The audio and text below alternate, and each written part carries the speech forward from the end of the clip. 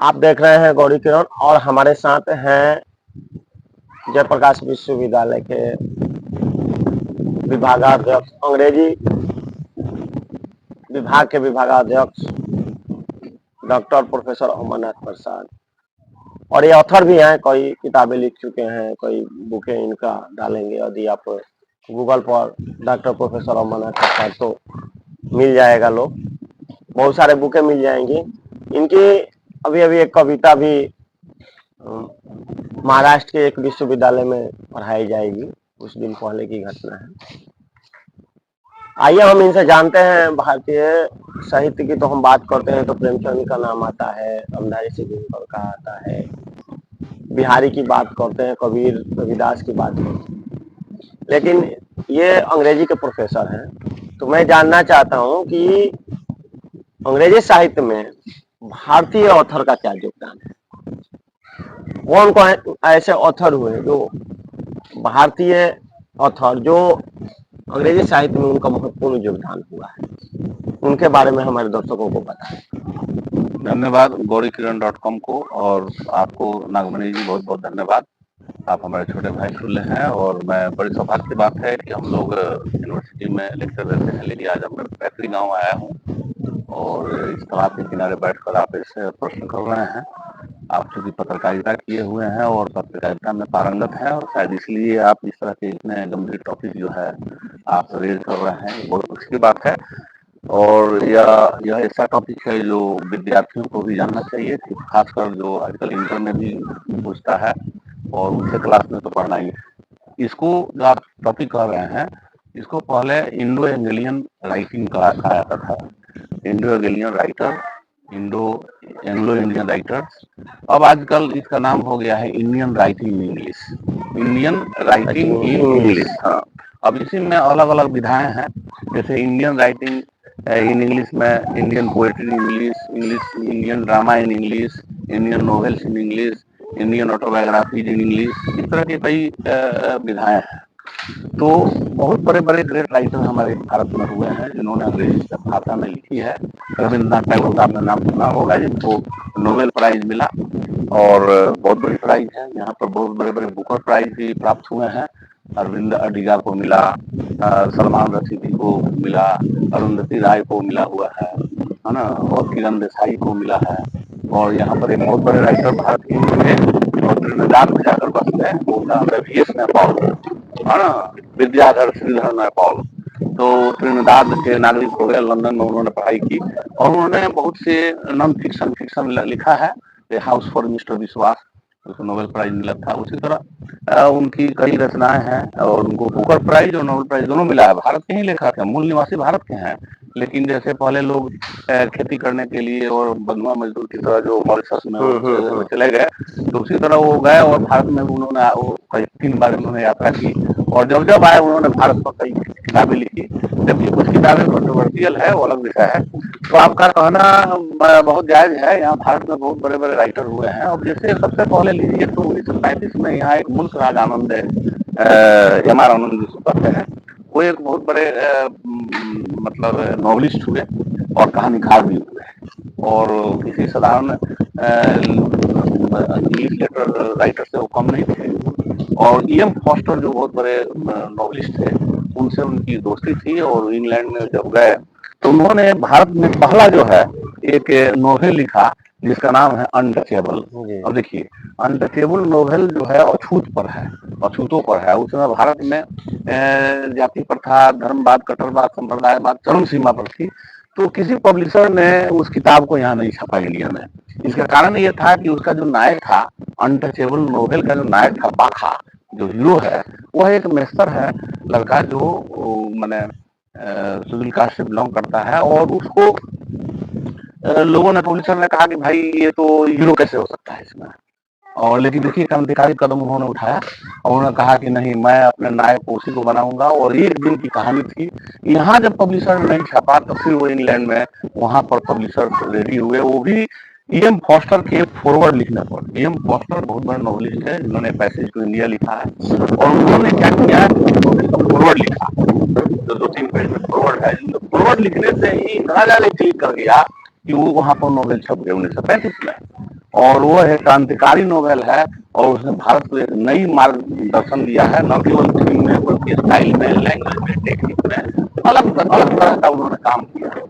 और उसके बाद 1936 में फिर जो है वो दलित मैंने जिसको कहते हैं साहित्य या जो डेजर्टेड साहित्य है, जो गरीब है, जो पुअर है, जो समाज में हैव नॉट हाशिए पर मार्जिनलाइज लोग हैं, उनकी रचनाओं को उन्होंने मुखर किया।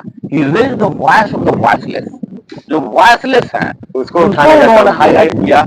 ठीक वैसी तरह जैसे यहाँ हमारे यहाँ एक बहुत बड़े सारण में भी यहाँ परसा मठ में आकर रहे थे राहुल संकृत्या, महापंडित राहुल संकृत्या, तो उन्होंने जो 8 नाटक लिखा है, तो उन नाटकों में भी उसी तरह की चर्चाएं हैं, है ना। वॉइसलेस को आवाज दिया, जैसे मेहरारून के दुर्दशा लिखी, जोक लिखा, देखिए जोक कितना अच्छा दुर्दशा, जपनिया राक्षस, है ना, जनगणमा का हार उन्होंने नाटक नई की दुनिया, नई वर्ल्ड के बारे में उन्होंने चर्चा की, तो बहुत क्रांतिकारी कदम उन्होंने उठाया।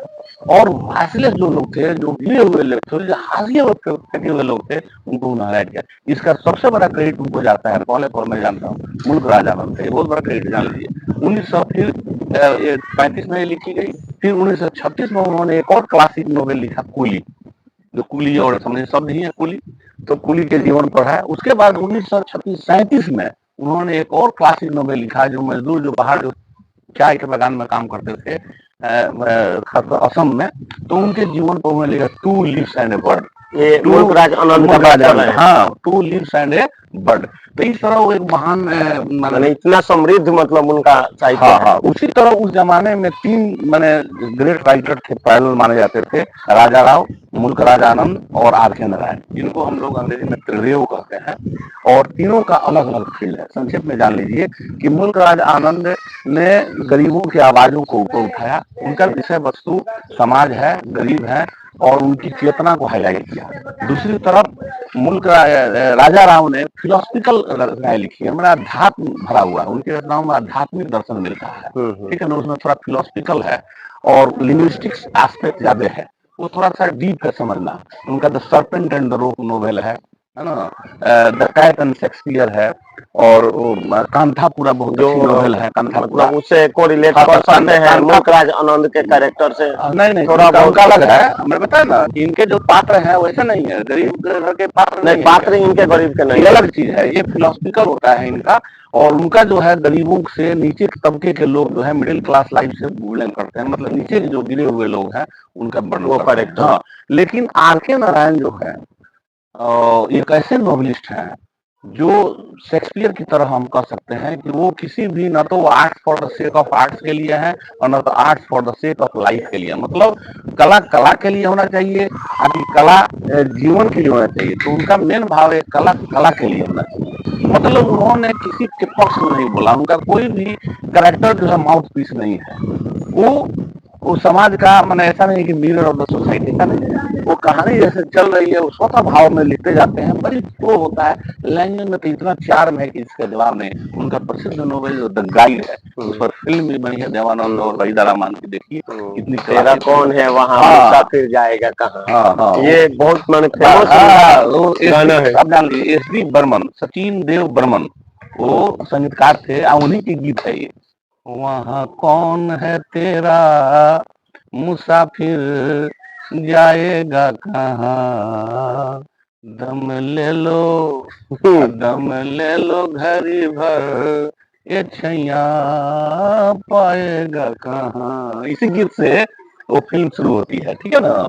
और मैं तो कहूँगा कि हर विद्यार्थी को या हर इंसान को भारत में यदि है तो उस क्लासिक फिल्म को जरूर देखना चाहिए, द गाइड, है ना। उसमें आत्मदर्शन चिंतन दिखाया गया है कि सही मायने में गाइड कौन है। न तो गाइड आपके टीचर है, न माता है, न पिता है, सबसे बड़ा गाइड आप स्वयं है। जिस दिन आप यह सीख लीजिएगा कि मैं कौन हूँ, कहाँ से आया हूँ और मुझे क्या करना है, और जिस दिन आप अंतरात्मा की आवाज को समझने लगिएगा, उसी दिन आप एक महान व्यक्ति बन जाइएगा। यही मेन भाव है उससे नोवेल में। जब आप कह रहे हैं कि स्वयं का गाइड बनना चाहिए, जो गाइड मूवी जो आर.के. नारायण का जो है, तो मुझे लगता है कि जीवन में कई घटनाएं भी स्वयं को गाइड बनने के लिए मजबूर कर देती है। इस बात से आप कितने सहमत हैं? जैसे स्वयं मैंने गाइड कहने का मतलब ये है कि जब हम कोई बात सोचते हैं तो हमेशा दो चीजें द्वंद में रहती है। एक होता है माइंड, मस्तिष्क, जो हमेशा चंचल है, वो कंट्रोल में नहीं है, ठीक। और दूसरा है आत्मा। आत्मा परमात्मा के रूप है, वो अंतरात्मा की आवाज परमात्मा की आवाज होती है। वो जब भी बोलती है तो सटीक बोलती है, सही मार्गदर्शन देती है। उसी आवाज को सुनने का नाम ही अध्यात्म है। और हम लोग क्या करते हैं, उस माइंड की आवाज को सुनते रहते हैं। तो जब तक माइंड की आवाज को सुनते हैं तब तक इस संसार में विचरण करते रहते हैं। और जिस दिन हम उस अंतरात्मा की आवाज को सुनने लगते हैं उसी दिन हम महान हो जाते हैं। यही भाव गाइड फिल्म में दिखलाया गया है, ठीक है ना। तो इसलिए बाइबल में भी लिखा है कि नो दाई दाई सेल्फ, तुम अपने आप को पहचानो। और हमारे यहाँ तो वेद पुराणों में जहाँ भी जाइए तो इस चीज की चर्चा है ना। आत्मदीपो भव, ऐसा कहा गया है। अपो दीपो भव। हाँ, तो इसलिए हाँ, तो ये जो चीजें हैं, पहले आत्मा को अपने जगाओ, अपने को समझो। और जिस दिन हम समझ जाएंगे उस दिन गए। देखा हमारे यहाँ एक बहुत बड़े भोजपुरी के कवि थे, मधुबर कवि, ठीक है ना। हाँ। तो मधुबर जी से लोगों ने, हास्य कवि थे, तो मधुबर जी से लोगों ने पूछा, एक बार पूछा कि अपने का परिचय और परिचय, अपने परिचय बताइए, है ना। तो मधुबर जी ने कहा, बहुत बढ़िया लाइन लिखा, कहा कि जे परिचित के भीड़ में अब तले अपरिचित बन गई। सुनिए, बहुत बढ़िया लाइन है, 4 लाइन है, लेकिन कोई पूरी में परिचित के भीड़ में। हाँ सुनिए, है ना। बड़ा पहले तो बहुत आनंद आ रहा है, इस पेड़ के नीचे बैठ कर और इस तालाब के पर यहाँ रौनक बाबा का आश्रम है, यहाँ बैठ कर आनंद ले रहा है, परिचित के परम आनंद आ रहा है। अब सुन लीजिए बाबा का वो क्या कह रहा है। तो मधुबर जी से पूछा गया, तो कहा कि भाई आपके परिचय। तो उन्होंने कहा कि परिचित के भीड़ में अब तले अपरिचित बन, बाकी नेह छो के भावना से समर्पित बनी। आके परिचित भी हमारे परिचय देव तक का, जब हम खुद ले खुद से अपरिचित बने। हमारा परिचय हम क्या दीजिएगा, हम परिचय नहीं करके हम कहा हम क्या है ना। तो हम का परिचय भाई दी, हमरा खुद नहीं मालूम हम का है, हमार का नाम, हम कहाँ से आइल बनी, हमारे का करे के बा, धरती पर हमार का रोल बा, हम कभी अपना आत्मा से बतियोले नहीं की, तो हम तरह का परिचय दी।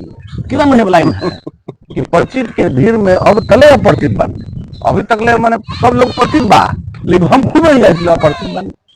बाकी नेह छो के भावना से समर्पित बने।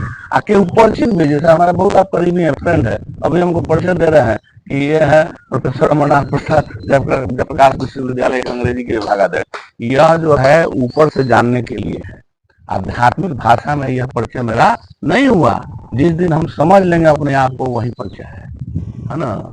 और यह बात स्वामी विवेकानंद जी ने समझा था। और इसीलिए जब वो रामकृष्ण परमहंस के आश्रम में गए थे, गुरु जी के आश्रम में, उन्होंने दरवाजा जब खटखटाया तो गुरु जी अंदर बैठे हुए थे। तो उन्होंने पूछा कौन, तो उन्होंने कहा कि गुरु जी मैं यही जानने के लिए तो आया हूँ कि मैं कौन हूँ। तो उसी समय से वो जब बात सुन लिए तो उनको लगा कि भाई तो महान आदमी है ना। और उनको उन्होंने शिक्षा दी और उनके सानिध्य में रहे, और तब से वह जो है एक महान संत हुए, महान ज्ञानी हुए।